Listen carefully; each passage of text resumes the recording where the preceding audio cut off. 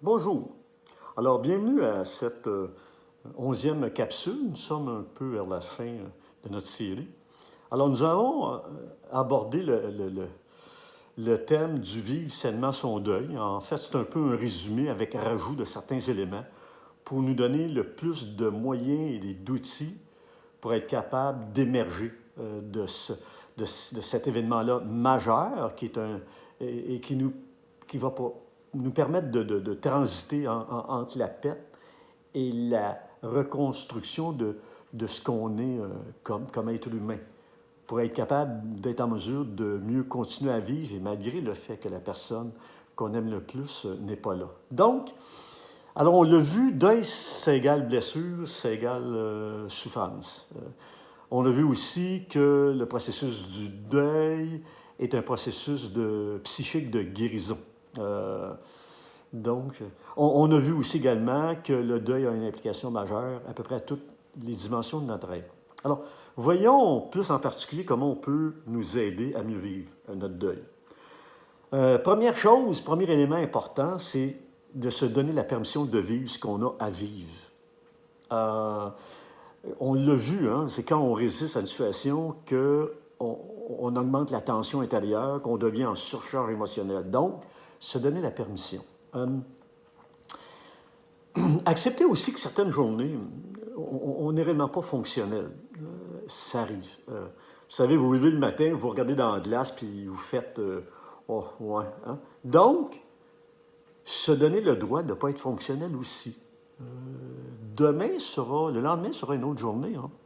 Alors, donc, si on ne se donne pas le droit, si on est aigri par rapport à notre comportement, bien, on augmente, on augmente notre souffrance, parce qu'on est toujours un peu dans la résistance de ce qu'on présente. Alors, accepter qu'il y ait des journées que, bon, on soit moins fonctionnel.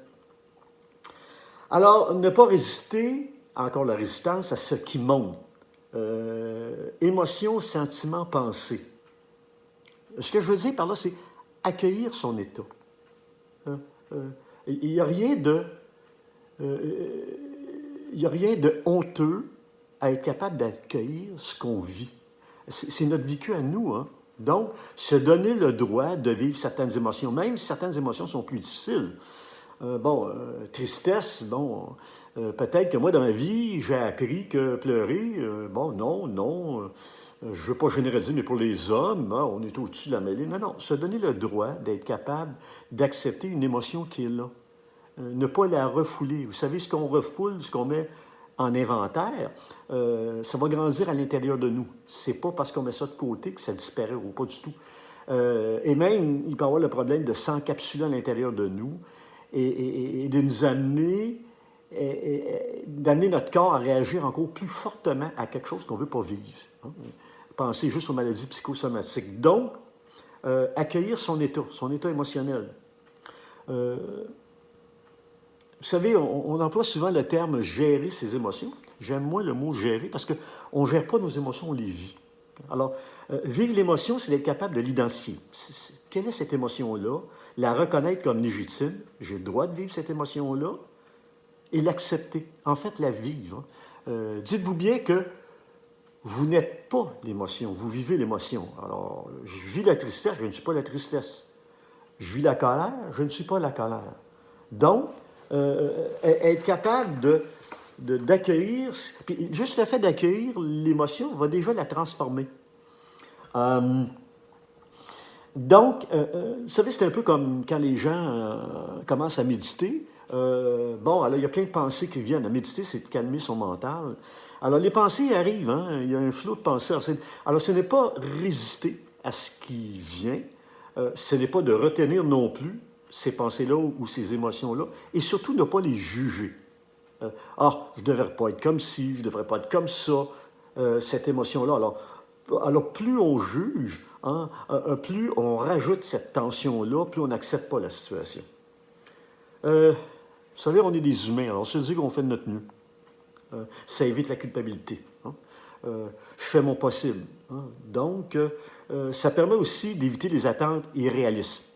Moi, dans 3 mois, il faut que je vais passer à travers le deuil parce que j'ai d'autres choses à faire. Pas tellement une bonne option. Éviter les jugements négatifs sur soi. Euh, je vous l'ai dit tantôt, je viens de vous le dire, on est juste humain. Euh, respecter ses limites. On a tous des limites. Bon. Être capable de dire non. Vous savez, il y a plein de gens qui vont vous aborder en disant oh, tu devrais faire ci, tu devrais faire ça. Moi, quand j'ai vécu une perte, chacun vit son deuil à sa façon, en fonction de ce qu'il est, en fonction de où est-ce qu'il est rendu dans sa vie, en fonction de ses valeurs, de ses croyances. Alors, tous ces éléments-là font en sorte que moi, je vive le deuil d'une telle façon et pas d'une autre façon. Alors, attention aux conseils. Vous avez le droit de dire aux gens, non, je ne suis pas rendu là, merci. Hein? Les choses qui vous font du bien, ben vous le faites. Si ça vous fait du bien. Évidemment, le deuil nous pose beaucoup de questions.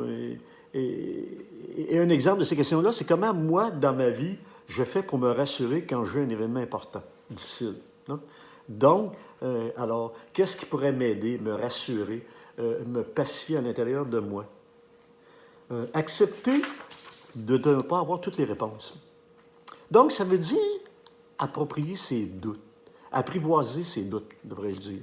Alors, s'apprivoiser. Donc, je me rappelle, il y a un de mes profs, hein, j'étais un peu questionné quand j'étais jeune, je le suis encore un peu, et ça me dérangeait de ne pas avoir de réponse, et ce charmant prof-là m'a dit, Michel, aime tes questions, même si tu n'as pas de réponse.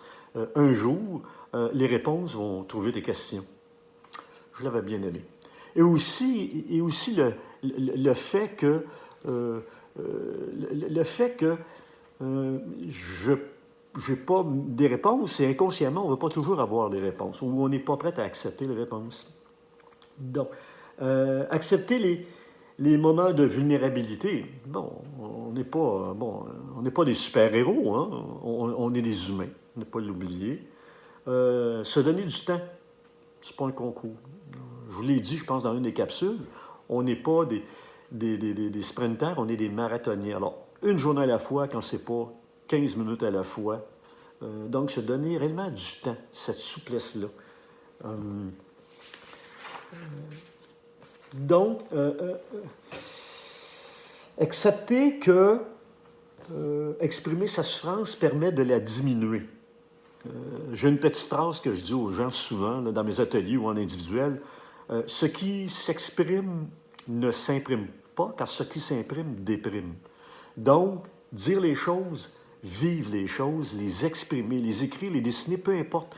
Le fait d'exprimer, c'est comme si je prends ce qui m'habite et je permets de la verbaliser, de la vivre, de la dire. Alors, ça évite le refoulement, ça évite de garder les choses à l'intérieur de soi où la tension augmente. Acceptez de vivre ce que vous avez à vivre. Donc, se donner également la permission de pleurer, d'être en colère. Donc, se donner le fameux OK. Hein? Bien important aussi. Donc, vivre sainement son deuil, une façon de vivre sainement aussi, c'est de prendre soin de vous. Mais réellement, comment je fais pour prendre soin de moi? Souvent, on peut se fier sur d'autres personnes ou attendre que d'autres personnes prennent soin de nous. On peut attendre longtemps. Donc, comment je prends soin de moi? S'accorder des petits moments, même des petits moments de plaisir. Vous savez, le plaisir, c'est important. Bon, je sais que c'est paradoxal de parler de plaisir à ce moment-ci quand vous êtes dans la peine, mais les moments d'accalmie, vous avez le droit à des plaisirs. Le plaisir est essentiel dans la vie. Je connais des gens qui, pour bien des raisons, s'empêchent d'avoir du plaisir ou se ferment au plaisir, comme si inconsciemment, le fait de souffrir, ça permettait à l'autre qui n'est plus là d'être vivant. Il y a comme un enjeu inconscient, donc le droit au plaisir. Alors, ça fait un petit peu le tour de vivre sainement son deuil.